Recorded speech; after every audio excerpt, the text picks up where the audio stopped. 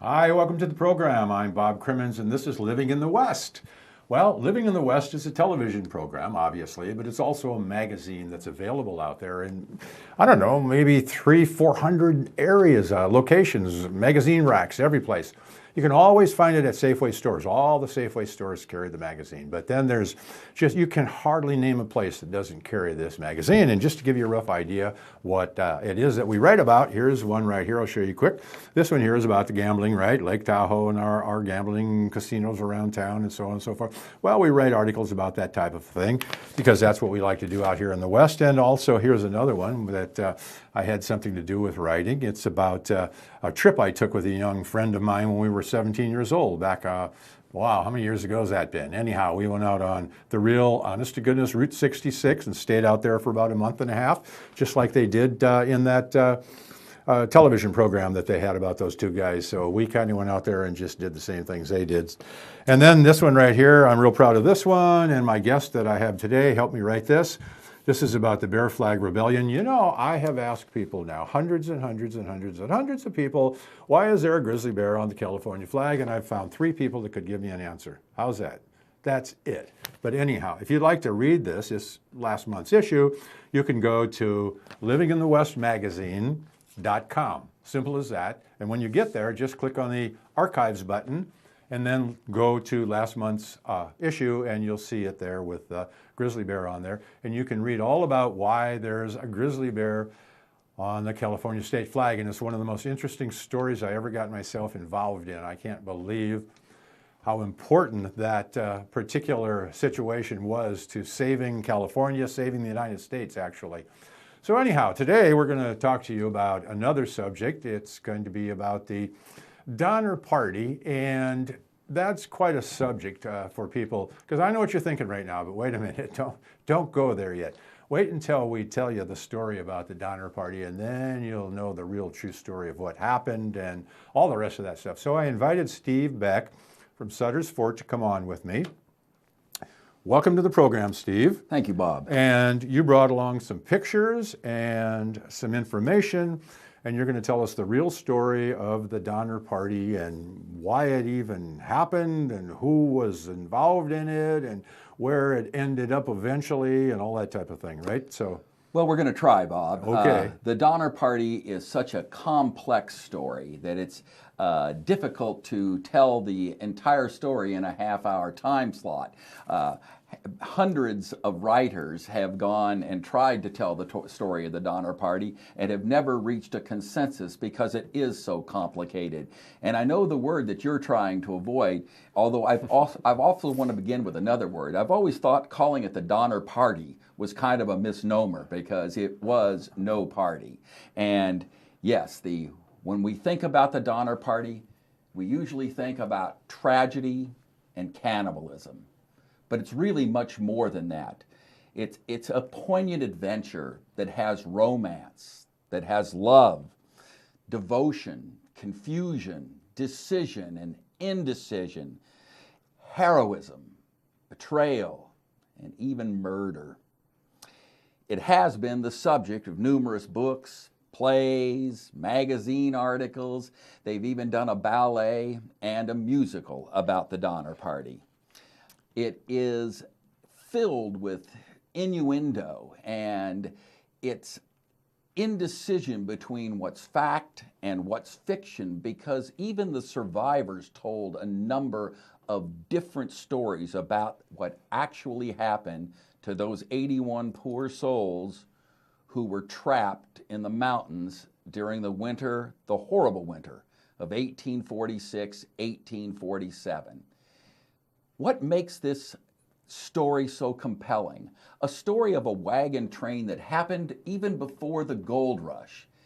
And I think why people are still enthralled and fascinated by the story of the Donner Party is the mystery that does surround it. It's really a story about humans and how human beings will react when they're faced with a dilemma of salvation or damnation, and when the decision they make is going to determine life or death. And while we won't be able to tell the whole story today, we're going to look at what happened and why it happened. And we have the we have the unique experience of being able to call upon some rare photographs. Patty Reed was a survivor of the Donner Party, and we will talk about her later in the story here. But she felt so relieved at being rescued from the mountains when she was only 8 years old.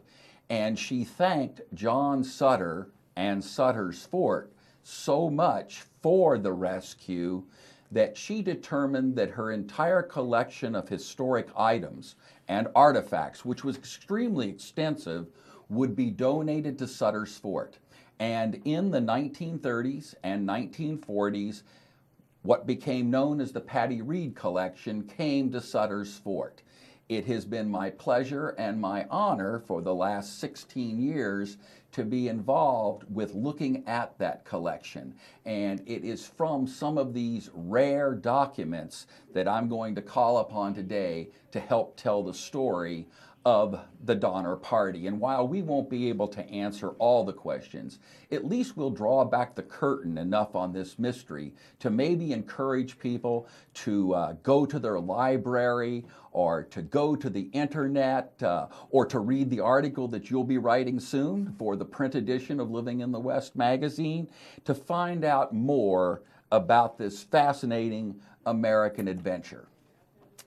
Now, our story begins along the banks of the Missouri River in April of 1846. It was during the spring that everybody opted to go west because this is when the snows had melted and the grasses were tall and there would be plenty of food. 1846 happens to be a particularly dynamic year because a lot is going on in the United States. Pulitzer Prize winning author Bernard DeVotto called it the year of decision. And Western migration, which had been inching toward, with 33 people who began in 1841, by 1846, almost 3,000 people were gathering on the banks of the Missouri River to head west to California. This was driven largely by the reports of John C. Fremont, already at that time a hero and an American explorer who had brought back tales of the bountiful land of California and the easy availability of acquiring that land. John Sutter, who had recently established himself in the Sacramento Valley in a new community that he named New Helvetia, was offering free land to anyone that could simply make it to his place, and he would get them started in the ranching business at no expense to themselves. This is part of what drove it. But even the United States government was involved. President Polk had already put forth the doctrine of manifest destiny, the dream that the United States could stretch from the Atlantic Ocean to the Pacific Ocean. And it was with this idea in mind that almost 3,000 people gathered in 1846 on the banks of the Missouri to head west. What isn't often known in that story is the land to which they were heading, and the free land which they expected to obtain belonged to the nation of Mexico. The Donner Party was just one group that headed west that year. They were a large group and a very eclectic group. They were made up of a variety of different people of different religions and socioeconomic backgrounds. There were people who were Catholics, there were Protestants, there were Mormons, a variety of different Protestant religions, and there was even one person of the Jewish faith. They were all seeking a better life in California. Now, those that were coming from a poor background who had been displaced by some of the economic depression in the East were just looking for a new start in life. But there were also men who we would consider them relatively wealthy. They were landowners. They had money. These were the Donners themselves, George and Jacob, for whom the party's often named. But really, the instigator of this part of the migration and the developer of what became known as the Donner Party was a man named James Reed. He's often left out of the name simply because the captain of this group was George Donner. But it was actually Reed, seen here with his wife Margaret, that put the party together. The Donners were wealthy, and it should be noted that Jacob Donner was, I believe, 62 years old, and George Donner was 60. You know, at this time, that's not old, but in 1846, that's a pretty elderly age. Why would you pack up your wagon to go 2,000 miles across country, risking all the dangers of being out beyond the edges of United States civilization? And Reed himself was not a young man, but he was still vital, and he had acquired a great deal of wealth, so much that Reed himself had built a wagon for the trip, or had had a wagon built, I should say, known as the Palace Wagon. It was multi-story, it had a side entrance, and he was able to hire, along with the Donners, wagon drivers as well as servants to help with the cooking and to help with caring for the children. Almost half of the people that were part of the Donner Party were children. So these, Bob, were families that were headed west for a new life in California and to achieve what the United States was calling manifest destiny. As a matter of fact, Virginia Reed, one of the Reed daughters, was even able to bring her own pony along with her.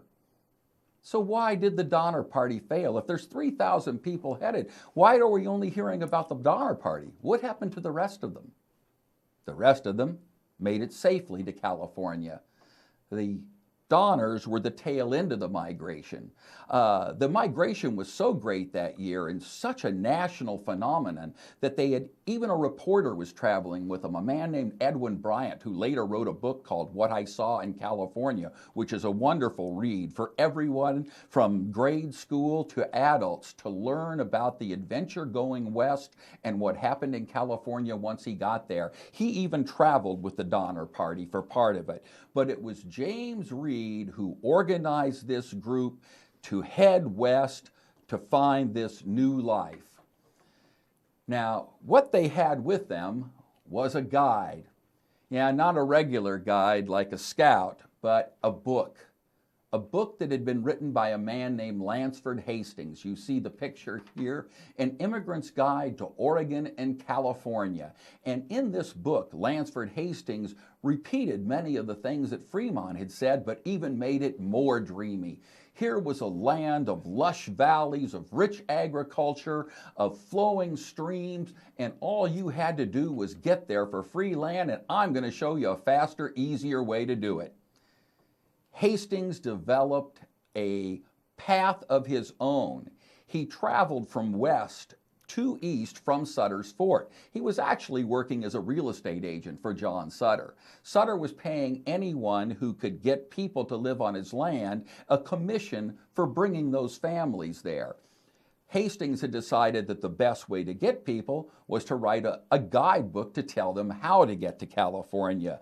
And so Hastings developed the Immigrant Guide, and everybody thought that, well, look, if they can write a guidebook on how to get here, it must be easy. In fact, James Reed even brought with him his mother-in-law, over 70 years old, Grandma Keyes, she's known. She was hoping to meet her son John, who had already gone to California.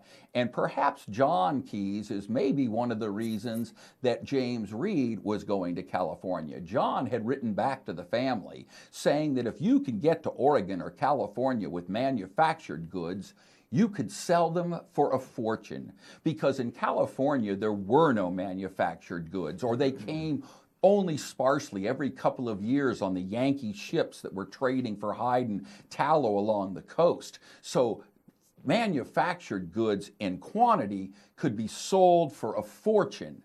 and a man could get rich if he brought them with him. Now, the picture that you see on the screen now is James Clyman. He was a famous mountain man, and unlike other mountain men, he was Harvard educated. So he had some background. You'll notice that he says that keep to the regular wagon track. He told the Donners and James Reed this when they reached Fort Bridger, which is in near the western section of Wyoming today, and was the last real fort on the road before you headed into the wilderness to California and across what became known as the Great Basin Desert. Clyman had traveled with Lansford Hastings. Clyman knew that the road that Hastings was proposing for wagons was probably not suitable, and he warned everyone to not take that road. But James Reed didn't listen. James Reed scouted the route himself, and based upon his observations, he determined that they could take this route. Now, we're going to leave this one up for just a moment here. This is a map of what is known as the Hastings route, and it includes portions known as Hastings Cutoff. And if you'll observe in what is the middle panel there, or the far right panel, you can see Fort Bridger in Wyoming. That's on the far right.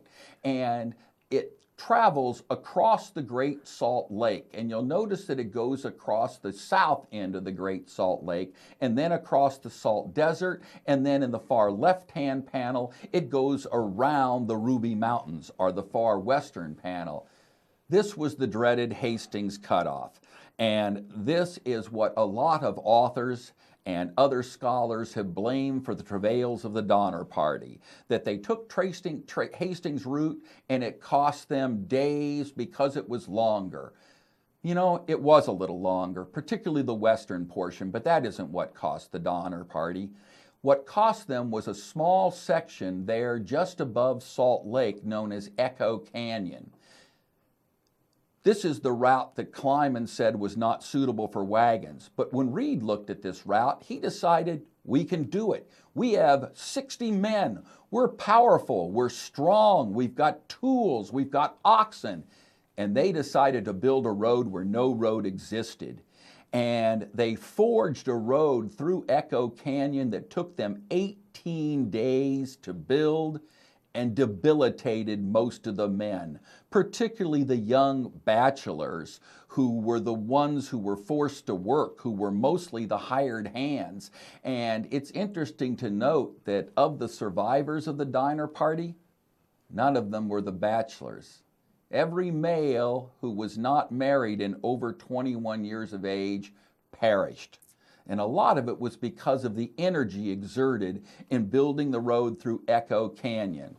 But I should note here that the road that they did build became the primary wagon route for every other wagon party that passed through that part of the country. It was the main wagon route that was used throughout the gold rush. And while it took the Donner Party 18 days to build it, after they built it, everyone else passed through there in about a day and a half. It's interesting to note now, Bob, that that trail ends right where the California Trail Center is located between Carlin and Elko, Nevada today, which is a wonderful interpretive center to visit if you get the opportunity, telling the story of the California Trail.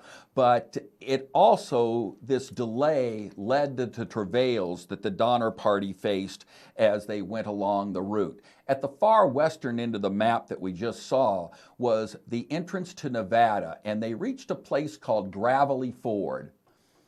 Now, Gravelly Ford was a tough crossing where they had to double and triple team his oxen. The woman you see in this picture is Mary Graves. She was 22 years old, I believe, and she had become engaged. This is where romance happened on the trail. She'd fallen in love with one of the wagon drivers named John Snyder. And while Snyder was double and triple teaming his oxen to try to get them across Gravelly Ford, anger ensued.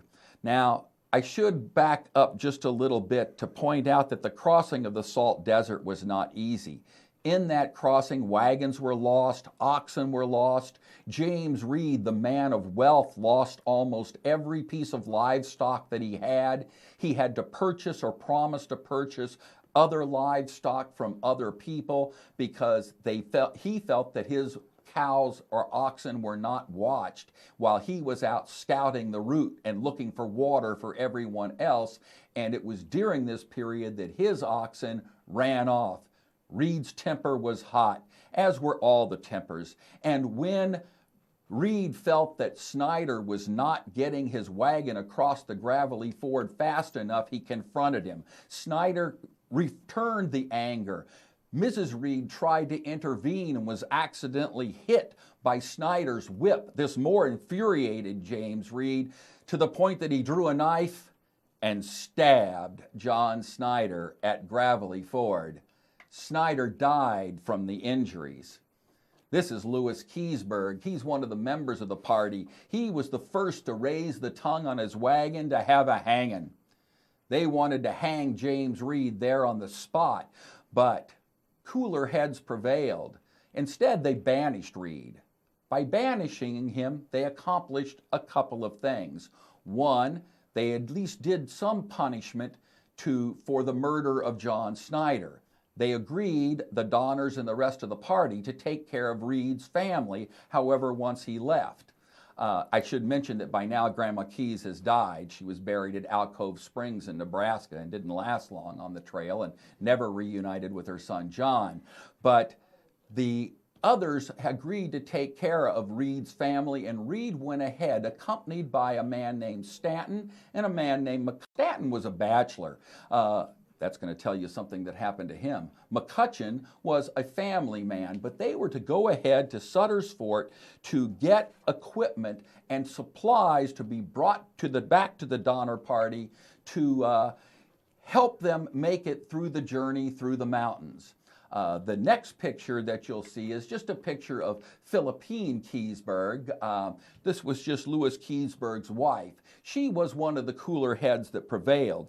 This man is Charles Stanton, and he becomes a hero, a tragic hero, but a hero of the Donner Party.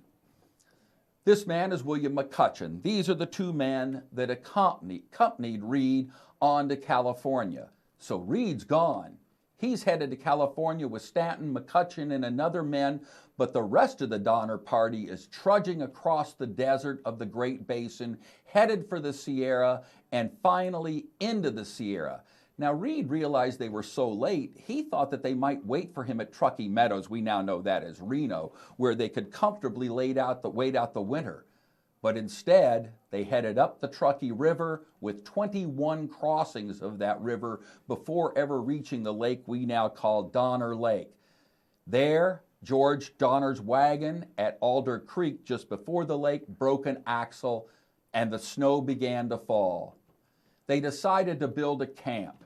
There was already a cabin there from 2 years before that had been built by a man named Schallenberger who had wintered there from the Murphy Party. They used his cabin, they built other cabins, and they decided to stay and hunker down for the winter at the lake. Now remember, these are people from Illinois. It snows in Illinois. It snows many times in the winter, but the snow melts and you go on with life. They thought that this snow would melt. They never believed they'd become trapped. They didn't know that 2,000 feet above them at the summit, drifts were going to be over 50 feet high and become impassable. So at first, things didn't seem so bad. The family that you see here is the Breen family. Patrick Breen was the only one who kept a diary when they were trapped in the mountains, and it was largely from his diary that authors and scholars have garnered much of the information of what happened. It's interesting to know that the Breen family survived the entire journey and that they offered such solace and comfort and supplies to others that the Breens were Catholics, and many of the party converted to Catholicism upon reaching California, probably to help acquire land, but also because they felt they owed something to the Breen family for the generosity that they had shown. This is Virginia Reed as she looked as an adult. Now, she was a teenage girl when she headed across with the Donner Party. She had her pony along with her. It was to be a lark almost as they set out, and no one expected the tragedy. She also wrote a famous book called Across the Plains, which I encourage all grammar school students to read, but it's a great read for anyone because she was there and she tells about the adventure. Her most famous line is probably not from her book, but from a letter that she wrote back to her cousin after she was safely in California, where she advises everyone, don't take no shortcuts. And it was the feeling then that the shortcut that wasn't is maybe what had caused the Donner Party problems. So now, Reed's in California, McCutcheon and Stanton there. None of their friends and family have arrived.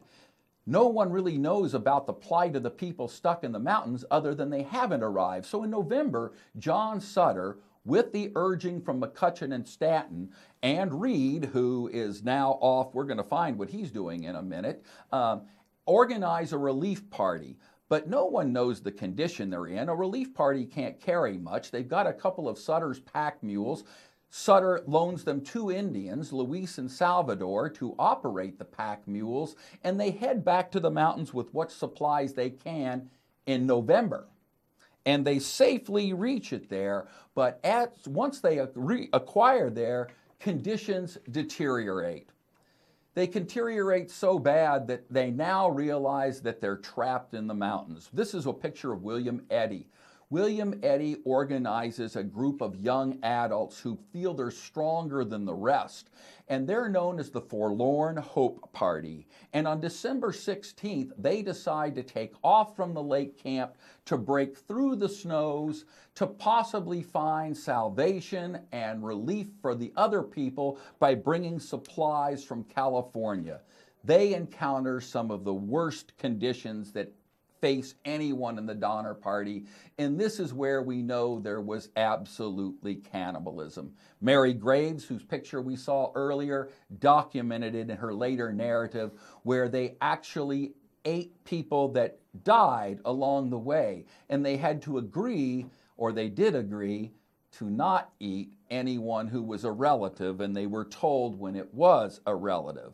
It's a tragic circumstance, but they end up in the North Fork of the American River Canyon, a very steep canyon, and they get lost and stumble around till almost everyone in that party dies. All the women survive of the 15, but only 2 men survive, William Eddy and William Foster.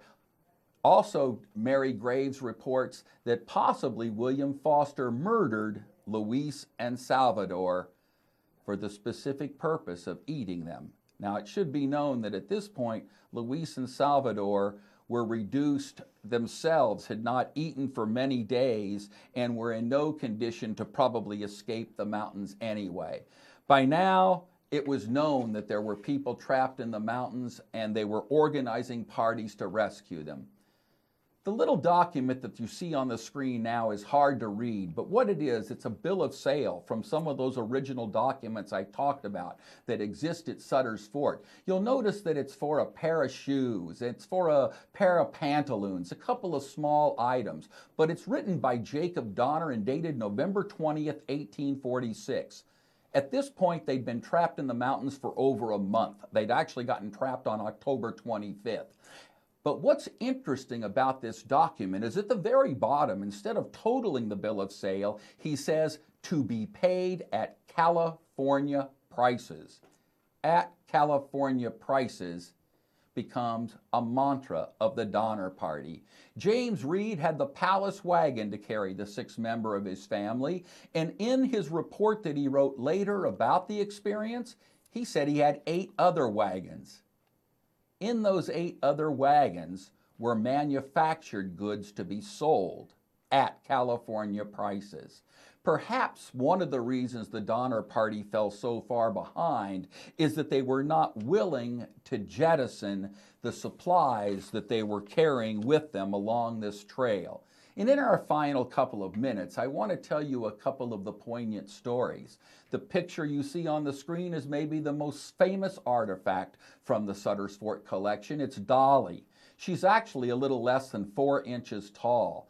This is a small doll that Patty Reed carried in her pocket when they had to abandon many of their goods along the Great Salt Lake after the oxen from the Reed family had been driven off.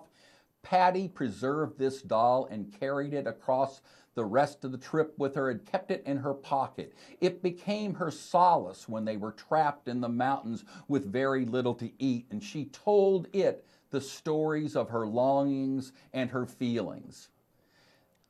This next picture is actually Patty's own notes that she wrote, telling the story of the entrapment through the eyes of her doll. And the next picture you're going to see, this is what happened to James Reed. He got to California and there was war. It was no longer Mexico. The American army had taken possession. The Bear Flag Rebellion had happened. James Reed gets wrapped up into the war. This is John Fremont. He gets Reed to join the army. So while Reed's family's trapped, he's suddenly put in charge of the mission at San Jose, and he issues orders, but then he finds out about the entrapment of his family, and he organizes the army to come in to help rescue them. It's known as the Second Relief. It's actually the third. The first relief, remember, was Stanton, Luis, and Salvador. There was another relief that went up in January, but had trouble breaking through the snow. They tried to cache goods along the way or store goods, but bears got into those stores. Remember, there's 81 people trapped in the mountains, and they cannot bring enough food for all those. This is a supply list of what the Second Relief was bringing. Can't go through all the items, but some interesting notes. You'll notice that there's 100 pounds of cocoa and 400 pounds of sugar. It sounds like they're going to make hot chocolate, but at this time, cocoa was actually medicinal. But it shows you they were bringing supplies for a number of people, but that they couldn't bring it all the way, so they had to store it as they went, and unfortunately, animals got into those stores. Also, they were hit by a terrible storm. They had to camp where there was no place to camp. This became known as the Camp of Death. People died from the relief expedition. People they had rescued already from the entrapment in the mountains died at this camp. And this was some of the biggest horror of the Donner Party. This is Olathe Donner. There's a school named after her in Galt, California. She is one of the survivors. She, although only about 15 years of age or 14 years of age, got married almost immediately upon reaching California. This is George Donner. He and Olathe and their sister Eliza were the only survivors from the Donner family. All of the parents died, including their mother Tamsen, who some had seen from the Third Relief, saying that she was hale and hearty when the Third Relief had left. But this is William Keseberg. After the Third Relief had left, there were only 3 people left at the lake, and one of them was dying. But 2 of them were Keseberg and Tamsen Donner, both of whom the Third Relief had said were hardy. Tamsen had refused to leave with the Third Relief because her husband George was dying and she wanted to care for him. Keseberg did not leave because he had injured his ankle and felt that he couldn't walk. But you'll notice from what it says here, Keseberg had already had a bad reputation. He wanted to hang Reed. He had left a man named Hardcoop to die in the desert, and when others went to go back for him, Keseberg said there's no reason, he's going to be dead anyway. And Keseberg, when the Fourth Relief gets there, they find Tamsen Donner and Keseberg. Unfortunately, Tamsen Donner is being cooked in Keseberg's skillet. This is where the real horror of the Donner Party began. It was because of a man named William O'Fallon, the leader of the Fourth Relief Party, who had a contract to take half of all the goods that he found up at the mountains for himself. The other half was go to the surviving families to help them make a life in California. And that basically concludes the story of the 81 people that died. Of the 81 people who were trapped in the mountains, about half died, about half survived. If you would like to learn more about this, I encourage you to read Bob's story coming up in Living in the West magazine, or on Saturday, November 16th, Sutter's Fort will be hosting a one-day event regarding just the Donner Party and the Western migration experiences. Myself and others will be giving talks and showing replica items of some of those amazing materials that are in the Patty Reed collection. Thank you, Bob. Well, thank you, Steve. My goodness, all that information in your head, and you just put it all out there for everybody. And, I think California history is so interesting, and it's a shame that I think the newer generations just have kind of bypassed California history, and they don't understand what a wonderful state this is and how great it is that we live here. And on top of that, we live right in the middle of the Wild Wild West. This is what the Wild Wild West was. And Sutter's Fort is where the Wild Wild West started, if you might say it that way. Certainly was the Wild Wild West, particularly in the early days. I think that California history has largely become the Transcontinental Railroad and the Gold Rush. And I think it's important for people to know that there was a lot more that made up our state and formed our state into what it is today. Well, we'll have you back on again real soon, and we'll do some other thing from the past, from the history of California and so forth. So thanks again, Steve, for joining me now. And also they can keep an eye out on TV for the program you did with me about the Bear Flag Revolt. And that also is very interesting California history, to say the least. So thanks again, Steve. And for all of you out there, I hope you enjoyed our story. And until I see you next time, take care.